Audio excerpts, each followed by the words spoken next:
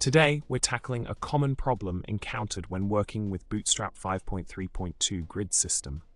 Picture this. You have a layout with an image on the left and text on the right, but you can't seem to get the text to align vertically in its column. Frustrating, right?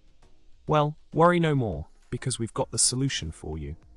The solution lies in using the dflex class to achieve vertical alignment. In the provided code snippet, the dflex class has been added to the column containing the text, along with align items center to center the content vertically. However, to ensure that the H2 and P elements take up the full width of the column, you can use the flex column and justify content center classes.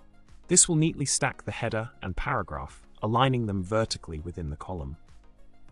In summary, by incorporating the dflex, flex column, and justify content center classes, you can effortlessly achieve the desired vertical alignment for your text within the Bootstrap grid system. Say goodbye to misaligned content and hello to a clean and visually appealing layout. Don't forget to like, subscribe, and comment with your thoughts. We appreciate your support.